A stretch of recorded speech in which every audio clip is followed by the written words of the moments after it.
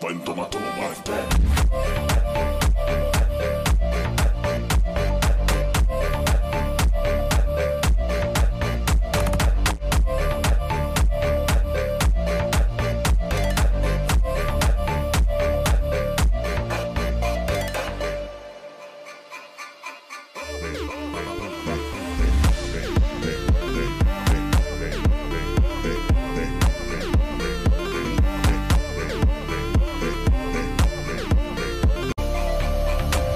When tomato was dead.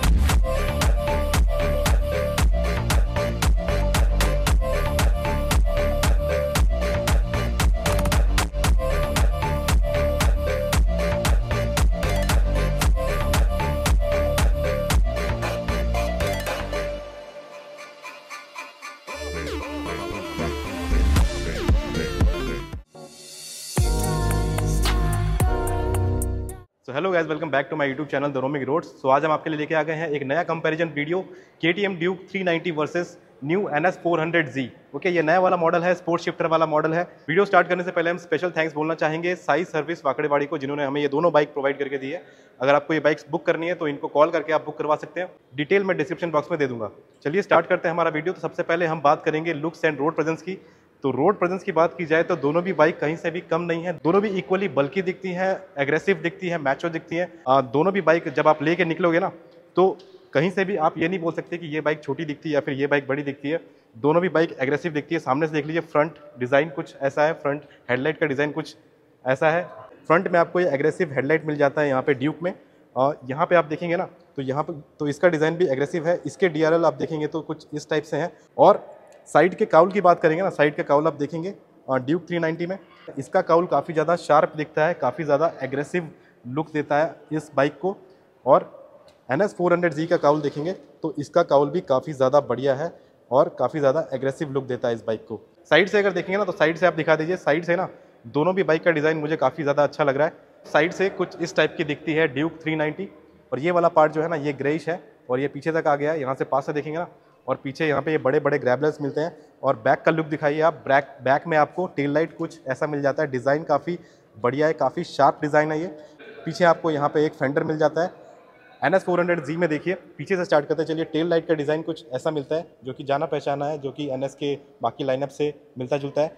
और पीछे आपको यहाँ पे मडगार्ड मिल जाता है। यहाँ पे आपको मडगार्ड नहीं मिलता है। इसका मडगार्ड जो है ना, इसका क्वालिटी अच्छा है।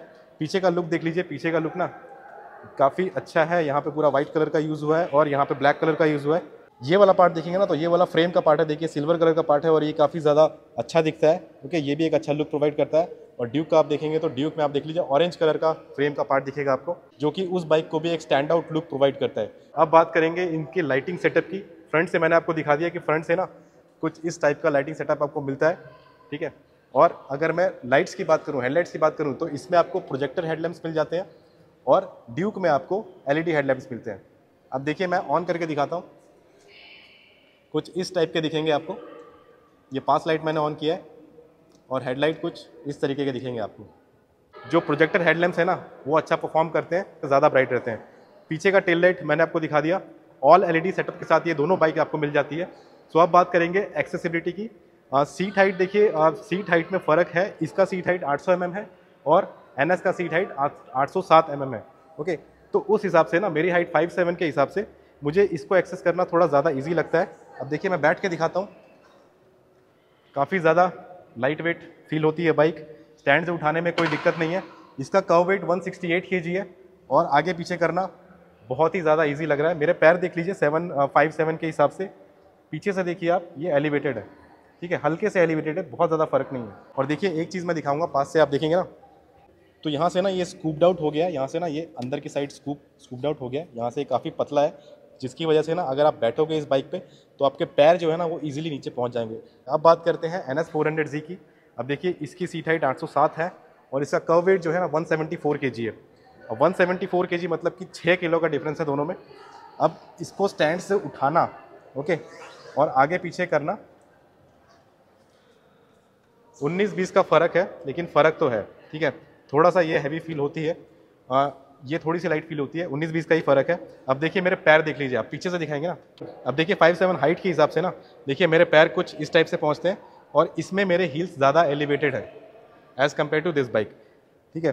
तो स्टैंड से उठाना आगे पीछे करना is not a very big deal, दोनों बाइक जो है इजीली हैंडल हो जाएगी।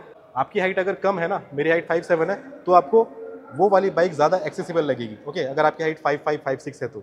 सो गाइज, अगर सीट्स की बात करें ना, सीट के कंफर्ट की बात करें तो देखिए ड्यूक 390 के सीट आप देखिए, यहाँ से कुछ इस टाइप के हैं और यहाँ से ना कुछ अलग सा टेक्सचर दिया हुआ है, ठीक है। ये ग्रैब करने के लिए, ग्रिप करने के लिए अच्छा रहता है और स्प्लिट सीट आपको मिल जाते हैं। बीच में यहाँ पे ये भी एक सॉफ्ट टच दिया है, ये फाइबर नहीं है, ये सॉफ्ट टच है, यहाँ पे ये फाइबर है, ओके। स्प्लिट सीट यहाँ से काफ़ी ज़्यादा लंबी है, काफ़ी ज़्यादा चौड़ी है और ये जो है ना इसके टेक्सचर की वजह से पिलियन जब बैठेगा ना तो ये ग्रिप करने के लिए काफ़ी ईजी रहेगा। और ये जो ग्रैब रेल है ना काफ़ी ज़्यादा स्टर्डी है और ग्रैब रेल का डिज़ाइन देखिए आप, ऊपर से अगर दिखाएंगे ना तो इसका एक बार डिज़ाइन देखिए, एक एक चीज़ जो है ना फिनिशिंग अच्छे से की गई है, इसकी क्राफ्टिंग काफ़ी अच्छे से की गई है।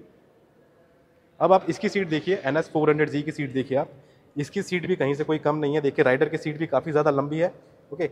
और यहाँ पे आप देखेंगे ना तो इसका जो कुशन आप देखेंगे तो ये मुझे ज़्यादा बेटर लग रहा है, ठीक है। थोड़ा सा सॉफ्ट लग रहा है as compare to that bike, थोड़ा सा मुझे ये सॉफ्ट लग रहा है। इसकी सीट भी लंबी है, बीच में आप देखेंगे तो ये अटैच हो गया है, यहाँ पे ना कुछ फाइबर का पार्ट नहीं है जैसे उस बाइक में दिया हुआ है ना, वैसा इसमें यहाँ पे नहीं दिया हुआ है, यहाँ पे दोनों भी सीट अटैच ही है। और यहाँ से ना ये नैरो वाला जो पार्ट है, ये जो स्कूप्ड आउट वाला जो पार्ट है ना, ये थोड़ी सी कम है, ये थोड़ी सी वाइड है यहाँ से, उसमें आप देख लीजिए, उसमें ज़्यादा नैरो है, ज़्यादा स्कूप्ड आउट है, देखिए इसमें ज़्यादा नैरो है। पिलियन की सीट भी कंफर्टेबल है, हल्की सी इसकी सॉफ्ट है। और ग्रैब रेल इसके देख लीजिए, ग्रैब रेल कुछ इस टाइप के हैं और इसका डिज़ाइन भी काफ़ी ज़्यादा अच्छा है। ये जो NS का डिज़ाइन है ना, ये काफ़ी डिमांडिंग है। ऊपर से आप देखिए तो यहाँ पे ये फाइबर का पार्ट यूज़ हुआ है और ग्रैब रेल जो है ना काफ़ी ज़्यादा तगड़े हैं इसके, ठीक है। तो ग्रैब रेल आप साइड बाय साइड देखिए, पीछे का डिज़ाइन यहाँ से देखिए और वहाँ से देखिए, इसके थोड़े स्लीक है, पीछे से ऐसे हो गए हैं, उसके थोड़े से ना थोड़ा और एग्रेसिव रखने के लिए इसको ऐसा दिया गया है, ठीक है। चलिए मैं क्वालिटी की बात करता हूँ, तो क्वालिटी ना आपको एक लेवल ऊपर KTM में ही मिलने वाली है। यहाँ पे आप देखेंगे तो हर चीज़ का क्वालिटी, यहाँ पे जो हेडलाइट है, यहाँ पे जो फाइबर यूज़ हुआ है, यहाँ पे जो लीवर यूज़ हुए हैं, देन यहाँ पे जो मिरर है, एंड देन यहाँ पे आ जाएंगे ना तो यहाँ पे स्विचेस वगैरह जो भी है ना, ये देखिए जो स्विचेस हैं, इसको इनका जो टच है, स्विचेस का जो टच है, ये काफ़ी प्रीमियम लगता है। यहाँ पे आप देखेंगे तो ये यहाँ पे जो मोड के स्विच हैं, ये भी काफ़ी ज़्यादा प्रीमियम लगते हैं। और यहाँ पे तो आपको 5 इंच का TFT कंसोल मिल जाएगा, ये बाद में बात करेंगे। और ये जो है ना, दिस इज़ मेटल, ओके। वहाँ पे आपको फाइबर मिलता है बट यहाँ पे मेटल मिलता है, ये वाला पार्ट आपको फाइबर मिलेगा। और यहाँ पे आप देखेंगे तो ये कुछ इस टाइप का पैटर्न है, पास से अगर देखेंगे ना तो देखिए ये कुछ इस टाइप का पैटर्न है, ठीक है। और इसका क्वालिटी भी बहुत ज़्यादा अच्छा है। तो फाइबर जहाँ भी यूज़ हुआ है ना इसमें, उसमें क्वालिटी काफ़ी अच्छी यूज़ हुई है, क्वालिटी में कोई कॉम्प्रोमाइज़ नहीं है। इंजन का पार्ट देखेंगे तो इसमें आप पेंट का क्वालिटी देख लीजिए। और यहाँ पे आ जाएंगे तो ये जो फुट पैक्स हैं, इसका क्वालिटी, ओके, इसका आप देखिए। एंड देन यहाँ पे जो सस्पेंशन है, ये काफ़ी अच्छा दिख रहा है। सीट का क्वालिटी की बात कर ली जाए, ठीक है, तो काफ़ी अच्छा है।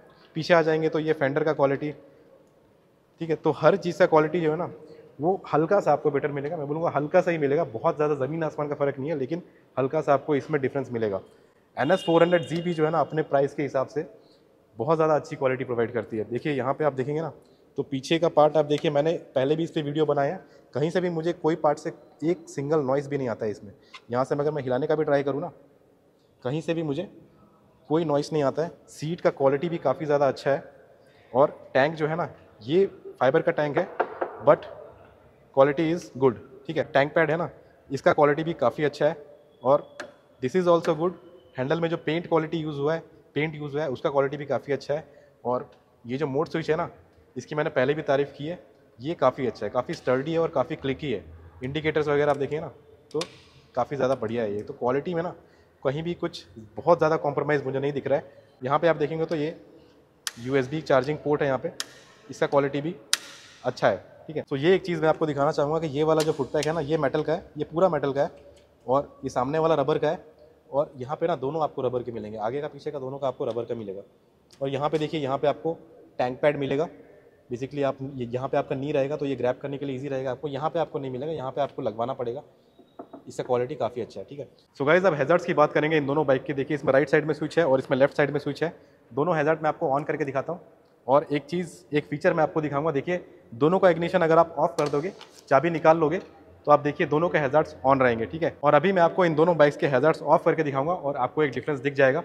देखिए दोनों बाइक्स के हैज़ार्ड्स मैंने ऑफ कर दिए, दोनों बटन मैंने दबाए, NS का ऑफ हो गया बट KTM का ऑफ नहीं हुआ। अब इसको ऑफ करना है तो उसको आपको चाबी लगानी पड़ेगी एंड देन ऑन करने के बाद स्विच ऑफ करना पड़ेगा, ठीक है। तो अब ये ऑफ होगा। देखिए कुछ इस टाइप की की मिलेगी, वेव की मिलेगी दोनों में, कुछ इस टाइप की की मिलेगी। KTM पे KTM लिखा हुआ है। बजाज का देखेंगे ना तो बजाज से कुछ ऐसा है, छोटा सा की दिया हुआ है। देखिए दोनों साइड बाय साइड देखिए, की लगाने का प्रोविज़न आप देख लीजिए यहाँ पे। KTM में देखिए यहाँ पे मिल जाता है टैंक के आगे, ठीक है, तो यहाँ पे आपको मिल जाएगा KTM में। और बजाज में देखेंगे तो टैंक के आगे नहीं है, ये मीटर के पास है, तो मीटर के पास कुछ इस टाइप का। अब गाइज अब बात करते हैं इन दोनों के इंजन्स की। टेक्निकली बात की जाए तो इसका इंजन आपको 373 सीसी का मिलता है और इसका इंजन आपको 399 सीसी का मिलता है। दोनों में आपको single cylinder liquid cool engine मिल जाता है। अब पावर और टॉर्क की बात कर ली जाए तो इसमें आपको 46 PS का पावर मिलता है और 39 Nm का टॉर्क मिलता है। NS में आपको 43 PS का पावर मिलता है और 35 Nm का टॉर्क मिलता है। क्विक शिफ्टर की अगर बात कर ली जाए तो इसमें आपको बाई डायरेक्शनल क्विक शिफ्टर मिल जाता है और इसमें कुछ मोड स्पेसिफिक नहीं है, आप क्विक शिफ्टर कोई भी कंडीशन में यूज़ कर सकते हो।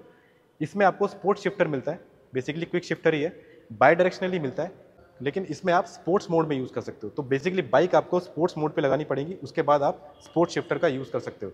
सो गाइज अब बात कर लेते हैं सस्पेंशन की। तो देखिए ड्यूक 390 में आपको फ्रंट वाले USD मिल जाते हैं, 43 mm के मिलते हैं। और यहाँ पे आप देखेंगे ना, यहाँ पे आप देखेंगे तो यहाँ पे रेड कलर का क्लिप दिखेगा जो कि 5 click compression and rebound adjustable है।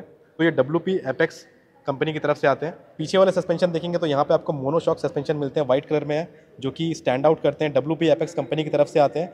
और इसकी अगर एडजस्टमेंट की बात करें तो ये 10 स्टेप एडजस्टेबल प्रीलोड सस्पेंशन आपको मिल जाते हैं, जो कि 5 स्टेप रिबाउंड डैम्पिंग के साथ आपको मिलते हैं। सो गाइस ड्यूक के सस्पेंशन ट्रेवल की बात कर लेना तो सामने के और पीछे के दोनों भी 150 mm के मिल जाते हैं।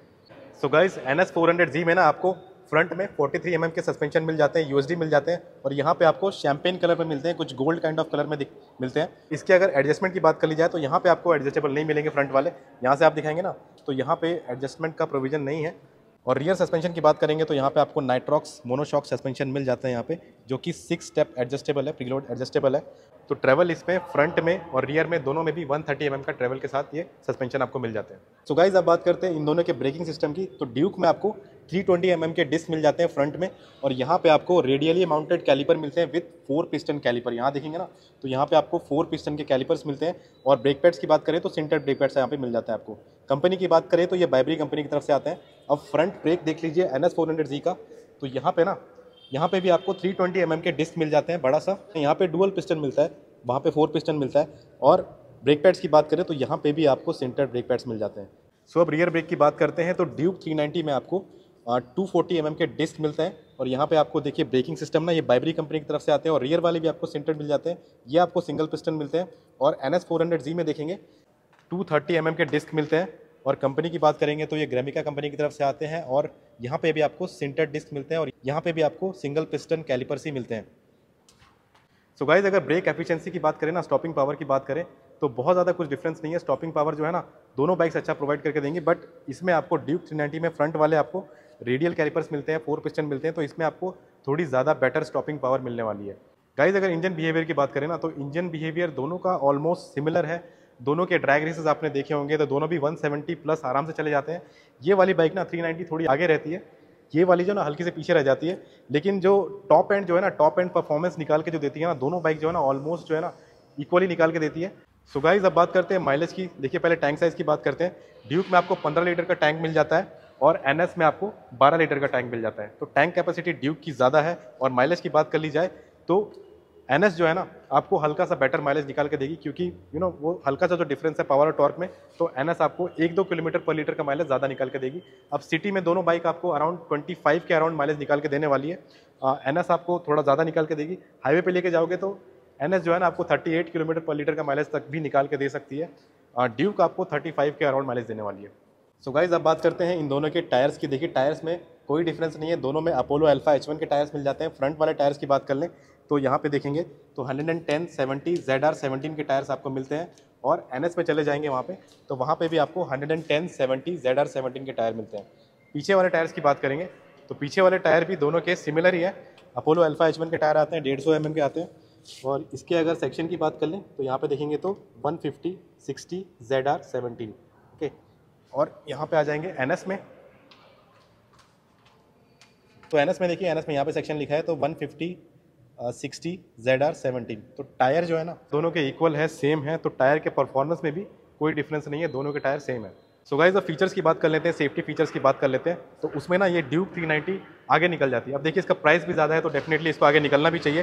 तो इसमें आपको डुअल चैनल एबीएस मिल जाता है, उसमें आपको सुपर मोटो एबीएस मिल जाता है, कॉर्नरिंग एबीएस मिल जाता है, देन मोटरसाइकिल ट्रैक्शन कंट्रोल मिल जाता है, क्रूज कंट्रोल मिल जाता है आपको, एंड देन लॉन्च कंट्रोल भी मिल जाता है, राइडिंग मोड्स भी मिल जाते हैं। तो राइडिंग मोड्स वगैरह की बाद में बात करेंगे और क्रूज कंट्रोल कैसे सेट करना बाद में बात करेंगे। अब बात करते हैं NS 400Z में आपको क्या क्या फीचर्स मिलते हैं।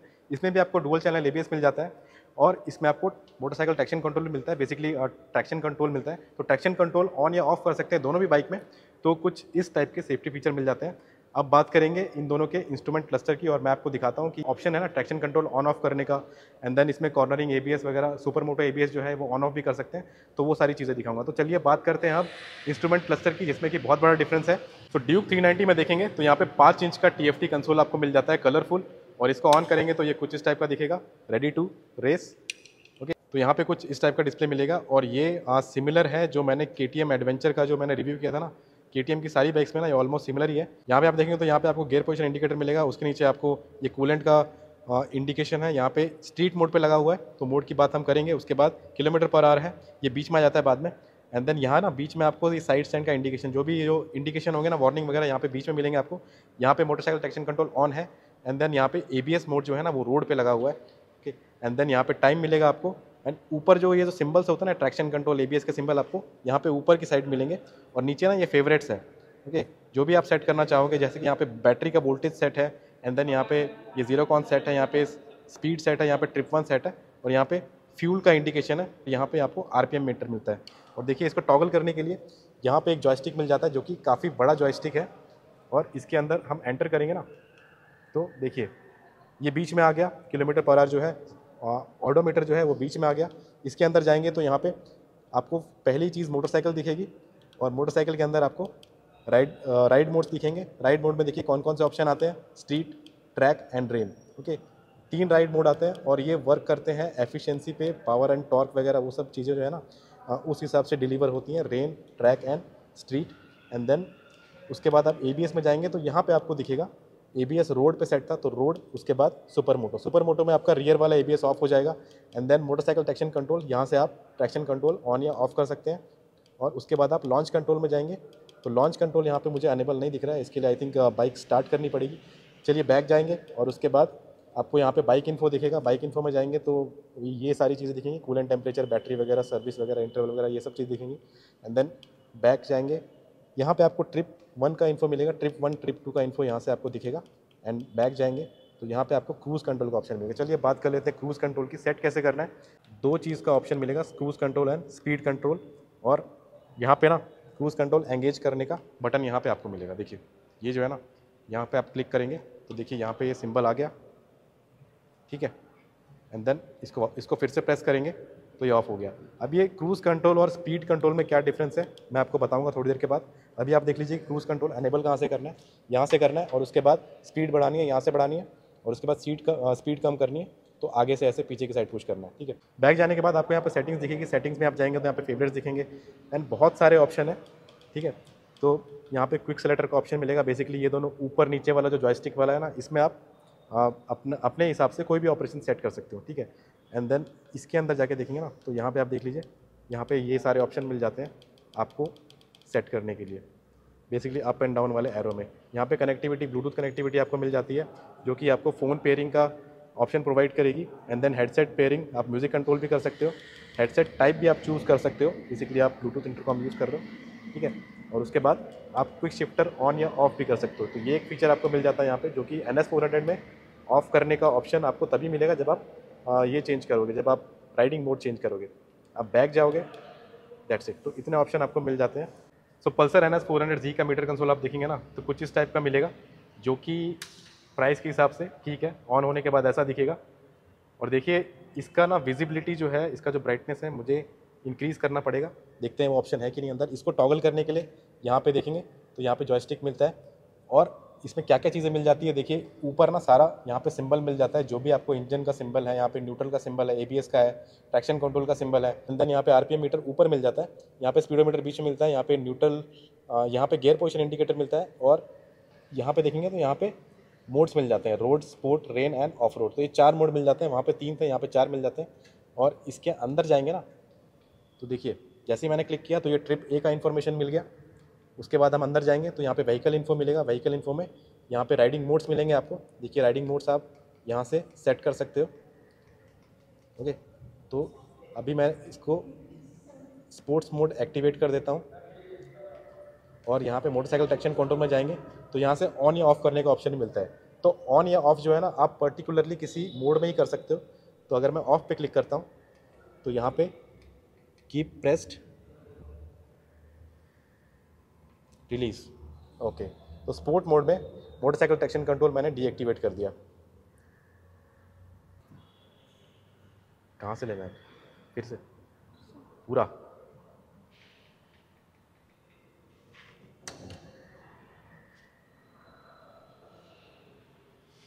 सो गाइस, अब NS400Z के मीटर कंसोल की बात करेंगे तो प्राइस के हिसाब से ना आप देख लीजिए, मीटर कंसोल ठीक मिलता है इसमें। इसको ऑन करेंगे तो कुछ इस टाइप से ये ऑन होता है, और देखिए कुछ यहाँ पे ना, यहाँ पे सिंबल्स मिल जाते हैं आपको, जो भी यहाँ पे देखिए न्यूट्रल का सिंबल है, एबीएस का सिंबल है, ट्रैक्शन कंट्रोल का सिंबल है, और यहाँ पे ये लो फ्यूल लो इंजन ऑयल का सिंबल है, जो भी है। तो यहाँ पे आप देखेंगे तो यहाँ पे आरपीएम मीटर मिलता है आपको, और बीच में आपको स्पीडोमीटर मिलता है, और यहाँ पे टाइम भी दिख रहा है। And then low fuel indication आपको यहाँ पे मिलेगा। बेसिकली फ्यूल का जो इंडिकेटर है वो यहाँ पे दिखेगा आपको, और यहाँ पे 4 मोड मिल जाते हैं आपको। ड्यूक में आपको 3 मिल रहे थे, यहाँ पे आपको 4 मिल रहे हैं। देखिए रोड, स्पोर्ट, रेन और ऑफ रोड। ओके, अब इसके अंदर जाएंगे हम। अंदर जाने के लिए सेट पे क्लिक करेंगे तो ये ट्रिप ए का इन्फॉर्मेशन मिलेगा आपको। उसके बाद अंदर जाएंगे तो व्हीकल इन्फो आपको दिखेगा। उसके बाद इसके अंदर जाएंगे तो यहाँ पे राइडिंग मोड्स आपको दिखेंगे। तो यहाँ पे 4 राइडिंग मोड्स आपको मिलेंगे देखिए, और मैंने अभी इसको स्पोर्ट पे सेट किया हुआ है। अब मोटरसाइकिल ट्रैक्शन कंट्रोल में जाएंगे तो अभी ये ऑन है, ठीक है। तो इसको ऑफ करने के लिए ना मुझे राइडिंग मोड्स में जाना पड़ेगा, एंड देन इसको ऑफ रोड पर लगाना पड़ेगा। Off road mode activated, and then motorcycle traction control में जाकर के मुझे ऑफ पे लॉन्ग प्रेस करना है। MTC डीएक्टिवेटेड, ठीक है। तो ये डीएक्टिवेट हो गया है, एंड देन उसके बाद ये वार्निंग्स का है। देन बैक जाएंगे।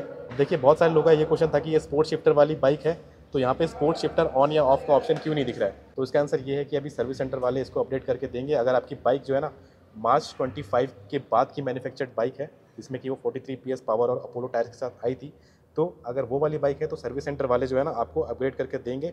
तो उसके लिए आप अपनी बाइक सर्विस सेंटर लेके जा सकते हैं। अब बैक जाएंगे, उसके बाद कनेक्टिविटी का ऑप्शन मिलेगा। यहाँ पे भी आपको ब्लूटूथ एंड म्यूजिक कनेक्टिविटी मिल जाती है, और वही टर्न बाय टर्न नेविगेशन भी यहाँ पे आपको मिल जाता है। बैक जाएंगे, ट्रिप एंड बाइक का इन्फो यहाँ पे मिलेगा, और अगेन यहाँ पे लैप टाइमर का ऑप्शन मिलेगा अगर आप स्प्रिंट करते हैं। एंड देन सेटिंग्स में जाएंगे तो यहाँ पे वही है कि फेवरेट्स में आपको ये सारे ऑप्शन सेलेक्ट करने का ऑप्शन मिलेगा। एंड देन क्विक सेलेक्ट में जाएंगे तो वही up and down arrow select करने का ऑप्शन मिलेगा। बेसिकली क्या ऑपरेशन आपको सेट करना है तो वो आप सेट कर सकते हो। तो इतने सारे ऑप्शन आपको मिलेंगे। अब बैक जाएंगे तो ये ब्राइटनेस देखिए, ब्राइटनेस की मैं बात कर रहा था ना, तो ब्राइटनेस मैं इसको हाई पे सेट कर देता हूँ, तो थोड़ा सा भी ये ब्राइटनेस इसका बढ़ गया है। ओके, यहाँ पे डेट एंड क्लॉक सेट करने का ऑप्शन है, दैट्स इट। तो मीटर में कुछ इतना ही ऑप्शन मिलता है। सो गाइस, क्रूज़ कंट्रोल में मैंने आपको बताया था कि 2 चीज़ें मिल जाती हैं, 2 मोड मिल जाते हैं आपको। चलिए मैं आपको दिखाता हूँ।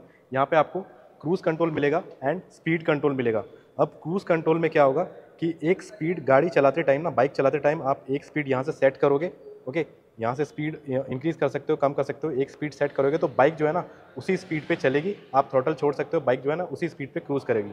ओके, अब एक और चीज़ यहाँ पे देखोगे, यहाँ पे आपको स्पीड कंट्रोल मिलेगा। स्पीड कंट्रोल में क्या होगा ना, इसको आपको पहले ही सेट करना पड़ेगा, ठीक है। अगर आपने for example 40 kilometre per hour पे स्पीड कंट्रोल सेट कर दिया है तो आपकी बाइक आप चाहे कितना भी थ्रॉटल दो, 40 किलोमीटर पर आवर के ऊपर नहीं जाएगी। तो ये डिफरेंस है speed control and cruise control में। अभी देखिए यहाँ पे मैंने क्लिक किया ना, तो यहाँ पे देखेंगे तो यहाँ पे कुछ लिमिटर सेट है 50 किलोमीटर पर आवर का। तो ये 50 किलोमीटर पर आवर के ऊपर ये बाइक नहीं जाएगी, कितना भी आप थ्रॉटल दे लो। तो यहाँ पे आपको एक कस्टम स्विच दिखेगा जो कि NS में नहीं है, ठीक है। यहाँ पे ना आप कोई भी ऑपरेशन सेट कर सकते हो, क्रूज़ कंट्रोल कर सकते हो, या फिर बहुत सारी चीज़ें में एज अ कस्टम बटन आप यूज़ कर सकते हो। कोई भी ऑपरेशन यहाँ पे सेट कर सकते हो। तो देखिए राइड मोड्स है, ABS मोड है, MTC है, ट्रिप 1, ट्रिप 2। तो आपको जो भी सेट करना है आप कस्टम बटन में सेट कर सकते हो, जो कि NS400Z में नहीं है।